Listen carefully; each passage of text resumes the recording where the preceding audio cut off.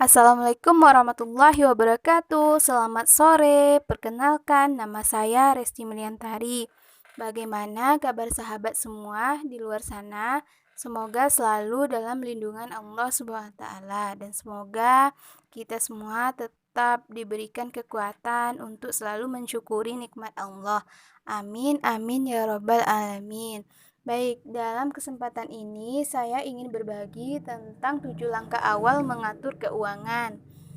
Sebelum kita bahas satu-satu, saya ingin cerita sedikit tentang kenapa saya ingin bahas tentang keuangan ini. Sebelum ini sebenarnya saya sudah sering nulis di Facebook tentang pentingnya mengatur keuangan, tentang merencanakan keuangan, dan ada beberapa sahabat saya yang berkomentar gimana prakteknya, gimana sebenarnya cara mengatur keuangan.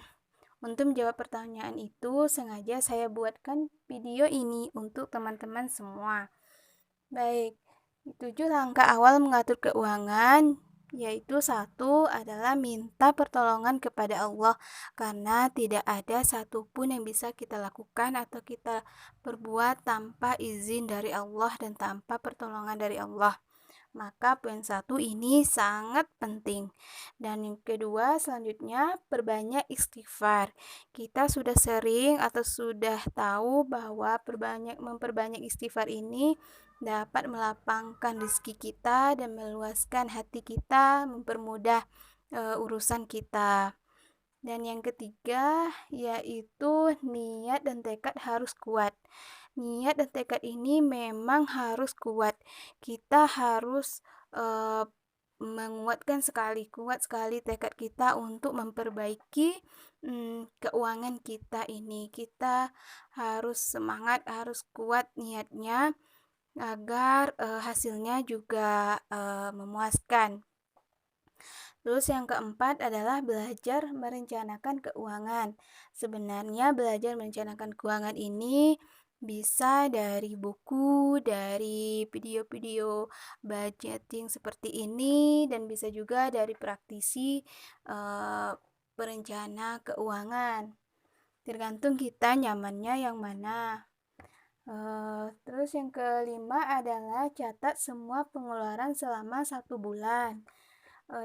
Nanti setelah ini saya akan kasih contoh seperti apa catatan saya awal-awal saya belajar mengatur keuangan.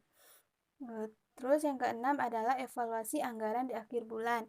Nah, poin pentingnya ada di evaluasi anggaran di akhir bulan. Kenapa? Karena percuma juga kita catat semua pengeluaran kita dari yang besar sampai yang kecil kalau kita tidak mengevaluasi anggaran di akhir bulan.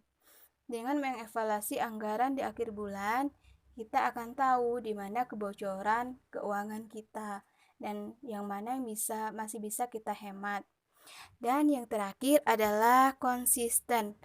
Tanpa konsisten, kita tidak akan berhasil merencanakan keuangan kita. Baik, konsisten ini tidak semudah mengatakannya karena kita butuh latihan yang banyak. Nah, ini adalah contoh catatan pengeluaran saya awal-awal merencanakan keuangan. Di situ terlihat bahwa saya tuh belum bisa konsisten mencatat setiap hari pengeluaran. Masih ada yang kosong yang tidak saya catat. Dan itu tidak apa-apa karena tidak ada yang sempurna di awal. Yang penting kita mau berusaha.